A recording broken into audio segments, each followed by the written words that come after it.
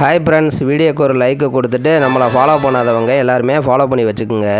ஏன் சொல்கிறேன்னா, வீடியோவை கடைசி வரைக்கும் பாருங்கள். நிறையா பேர் வீடியோவை ஃபாலோ பண்ண மாட்டேன்றீங்க, அதேமாரி லைக்கும் போட மாட்டேன்றீங்க. ரொம்ப மனசு கஷ்டமாக இருக்குங்க. ஸோ முடிஞ்ச அளவுக்கு வீடியோக்கு ஒரு லைக்கை கொடுத்துட்டு ஃபாலோ பண்ணி வச்சுக்கோங்க. இப்போ நிறையா பேர் பார்த்தீங்கன்னா காமர்ஸ் பிஸ்னஸ்க்குள்ளே வர்றதுக்கு ஆர்வமாக இருக்கீங்க. முக்கால்வாசி பார்த்தீங்கன்னா ஹவுஸ் ஒய்ஃபு ரொம்ப ஆசைப்பட்றாங்க. ஏன்னு பார்த்தீங்கன்னா, அவங்க சில பேர் குழந்தைய வச்சு இருப்பாங்க. ஸோ அவங்களால பார்த்தீங்கன்னா அவங்க படித்த படிப்புக்கு கரெக்டான வேலைக்கு போக முடியாத சுச்சுவேஷனாக இருக்கும். அப்போ என்ன பண்ணுறாங்கன்னா, காமர்ஸை சூஸ் பண்ணுறாங்க. அது தப்பு இல்லைங்க. நீங்கள் பண்ணுறது ரொம்ப ஒரு என்கரேஜ் பண்ணக்கூடிய விஷயந்தாங்க. ஆனால் நீங்கள் என்ன தப்பு பண்ணிடுறீங்கன்னா, எடுத்தோடனே அவசரமாக நான் பண்ணணும், சம்பாதிக்கணும்னு நினச்சிட்றீங்க. அது ரொம்ப தப்புங்க. ஏன்னா காமர்ஸை பொறுத்தளவு அதிகமாக பொறுமை வேணுங்க. பொறுமை இருந்துச்சுன்னா நீங்கள் கண்டிப்பாக இதில் சர்வே ஆகலாங்க. நான் முடிஞ்ச அளவுக்கு நான் சொல்கிற டிப்ஸை நீங்கள் பார்த்தீங்கன்னா நீங்கள் நோட் பண்ணி வச்சுக்கோங்க, இல்லை உங்கள் மைண்டில் ஏற்றிக்குங்க. அது உங்களுக்கு யூஸ்ஃபுல்லாக இருக்கலாங்க. ஏதோ எனக்கு என்னுடைய அனுபவத்தில் என்ன நடந்துச்சோ நான் அதை மட்டும் தாங்க உங்கள்கிட்ட ஷேர் பண்ணுறேன். நான் மற்றபடிலாம் நான் மற்றவங்க சொல்கிறதெல்லாம் சொல்லலைங்க. எனக்கு என்ன தோணுது, எனக்கு என்ன நடந்துச்சு, நான் அதை எப்படி ரெக்டிஃபை பண்ணேன்றது தாங்க உங்களுக்கு சொல்கிறேன். முடிஞ்ச அளவுக்கு நீங்களும் அதை புரிஞ்சுக்கிட்டு அதெல்லாம் வராமல் நீங்கள் தவிர்த்துக்குங்க. அது உங்களுக்கு நல்லது தானேங்க. சரி, நான் ஃபஸ்ட்டு என்ன சொல்கிறேன்னா, நீங்கள் இப்போ மீஷோலையோ அமேசான்லேயும் சேல்ஸ் பண்ண போகிறீங்கன்னா கண்டிப்பாக ஒரு ஜிஎஸ்டி ஓப்பன் பண்ணிக்கோங்க. நான் என்ன சொல்கிறேன்னா, ஜிஎஸ்டி ஓப்பன் பண்ணுறதுக்கு முன்னாடி நீங்கள் உங்கள் ப்ராடக்ட் என்னன்னு சொல்லி சூஸ் பண்ணிக்கோங்க. அதை பற்றி கண்டிப்பாக 1 மந்த்தாச்சும் ரிசர்ச் பண்ணுங்கள்.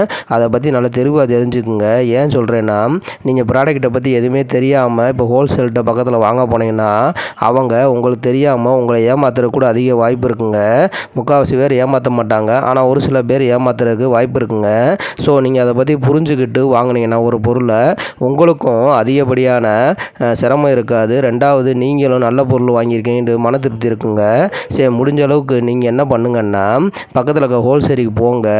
அவங்ககிட்ட போய் பேசுங்க. பேசிவிட்டு இந்த மாதிரி எங்களுக்கு எடுத்தோடனே அதிகமாக குவான்டிட்டி வாங்கிடாதீங்க, ஹோல்சேலை பொறுத்தளவு அதிகமான குவான்டிட்டி தாங்க வாங்க சொல்லுவாங்க. இப்போ நீங்கள் ஒரு ப்ராடக்ட் சூஸ் பண்ணிட்டீங்க, அதை வாங்க போகிறீங்கன்னு உங்கள் மைண்டு தோண்டிச்சுன்னா நீங்கள் எடுத்தோடனே அதிகமான குவான்டிட்டி வாங்கி ரொம்ப சிரமப்பட்டுறாதீங்க. ஏன் சொல்கிறேன்னா, நீங்கள் எதிர்பார்த்த அளவுக்கு அது மூவிங் இல்லைன்னா உங்களுக்கு அதிகமான நஷ்டம் வந்ததுக்கு அதிக வாய்ப்பு இருக்குங்க. அதனால் நான் என்ன சொல்கிறேன்னா, நீங்கள் ப்ராடக்ட்டை சூஸ் பண்ணோடனே ஹோல்சேல்கிட்ட போயிட்டு ஹோல்சேல் பண்ணுறவங்ககிட்ட நீங்கள் போய் உங்கள் ப்ராடக்ட்டை எனக்கு இதில் இத்தனை பீஸ் தாங்க, அத்தனை பீஸ் தாங்க, நான் எனக்கு சேல்ஸ் ஆச்சுன்னா நான் உங்கள்கிட்ட அதிகமாக எடுத்துக்கிறேங்கன்னு சொல்லி அவங்கள கன்வின்ஸ் பண்ணி நீங்கள் பேசுங்க. காமர்ஸை பொறுத்தளவு அதிகமாக பேசினாதாங்க நம்மளுக்கு பெனிஃபிட்டு.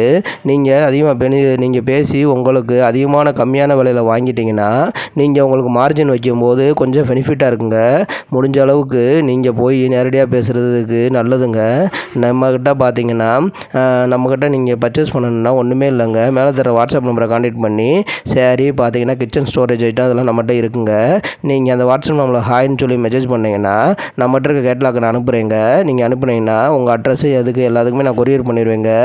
1 or 2 டேஸ்லேயே உங்களுக்கு ரிசீவ் ஆயிருங்க.